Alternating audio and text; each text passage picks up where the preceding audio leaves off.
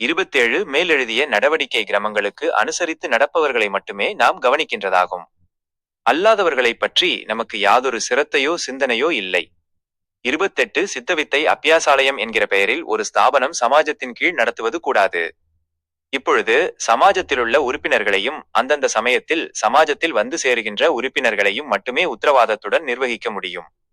அதல்லாமல் சமாஜத்தின் கீழ் உத்தரவாதப்பட்டு கொண்டு ஆலயம் நடத்தி அதில் உறுப்பினர்களை பறித்தல் அதாவது நிர்வகித்தல் என்பது கூடாததும் நிர்வகிக்கிறதும் இல்லை. ஏனென்றால் சித்த சமாஜம் உலக ரட்சைக்குள்ளதாகும். சித்தவித்தை அப்பியாசாலயம் உலக ரட்சைக்குள்ளதல்ல. அது அவரவருடைய சுயநலத்திற்கும் காரிய சாதகத்துக்கும் வேண்டி நடத்துகிறதாகும்.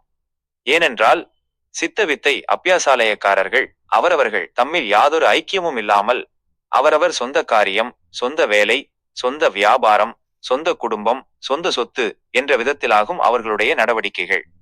அதல்லாமல் இப்போதைய இந்த நிலைமையில் வெளியே உள்ள பலதரக்காரர்களோடு பழகவும் சேர்ந்து நடக்கவும் செய்கிறார்கள். அவ்விதம் இருக்கின்ற ஆலயங்களை சமாஜத்தின் கீழ் நிர்வகிக்க தகாததும் நிர்வகிக்கிறதுமில்லை. அதல்லாமல் ஆலய உறுப்பினர்கள் உண்டாக்கி வரும் அனர்த்தங்கள் அதாவது விபரீதங்கள் நிமித்தம் சமாஜத்திற்கு மிகவும் நஷ்டமும் கஷ்டமும் கெட்ட பெயரும் உண்டாகின்றன.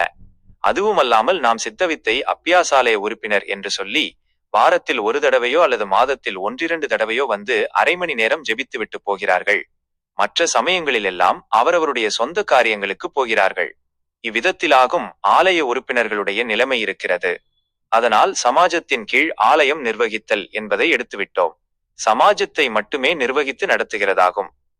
29 சித்த வித்தியார்த்திகளான யாதொரு உறுப்பினர்களும் சட்டை போடாமல் இருக்க முடியாது என்றுள்ள அரசாங்க ஊழியர்கள் சித்தவித்தை நடவடிக்கை கிரமத்தின் இந்த ஒரு நடவடிக்கை தவிர மீதியெல்லாம் சரிவர அனுசரிப்பவர்களை சித்த சமாஜம் சம்பந்தமாகவோ அல்லது சித்தவித்தையை அனுசரித்தோ ஏதாவது சொற்பொழிவோ திருவிழாக்களோ நடக்கும் பொழுது மேற்பிரகாரம் உள்ளவர்கள் சட்டை முதலான அலங்காரங்களை அகற்றிவிட்டு வந்தால் அவர்களை ஜபத்திலும் சக்தினியிலும் சேர்க்காமல் மீதியுள்ள எல்லா காரியங்களிலும் சேர்க்கத்தக்கதாகும்.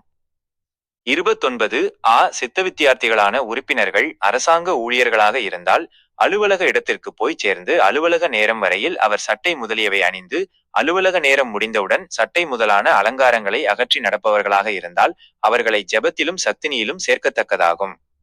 ஏனென்றால் அவர்கள் ஆசையத்தையும் கருத்தையும் கொள்கையையும் நிறைவேற்ற வேண்டும் எனும் உத்தேசத்தோடு நடக்கிறவர்களாதலால் அவர்களை ஜபத்திலும் சக்தினியிலும் சேர்க்கத்தக்கதாகும்.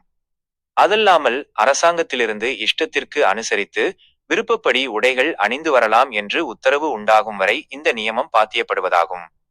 30 சித்தவித்தை சம்பந்தப்பட்ட ஏதேனும் ஏற்பாடுகள் அதாவது ஆசிரமமோ சங்கமோ ஆலயமோ நம்முடைய அனுமதியின்றி ரிகார்டு மூலமாக போர்டு வைத்தோ மற்றோ ஏற்படுத்தக்கூடாது. அப்படி ஏதேனும் ஏற்படுத்தினால் அதை தடை செய்வதும் செய்விக்க வேண்டியதுமாகும். தவிர சித்தவித்தை உபதேசம் பெற்றவர்கள் ஒன்றாக சேர்ந்திருந்து சித்தவித்தை அப்பியாசம் பயிற்சி செய்கிற இடத்திற்கு சித்தவித்தையைச் சேர்ந்த பெயரை தவிர வேறொரு பெயர் கொடுத்து ஸ்தாபனம் செய்யக்கூடாது. அப்படி நிறுவினால் கட்சி பாகுபாடுகள் வந்து மல்சரத்திற்கு போட்டிக்கு காரணமாகிவிடும். ஆகையால் சித்தவித்தை பயிற்சி செய்கிற இடத்திற்கு மற்றொரு பெயர் கொடுக்கக்கூடாது. இங்கனம் சுவாமி கட்டளைப்படி எஸ். விஸ்வம் பொது தலைவர் சித்த சமாஜம் டிசம்பர் 14, 1948.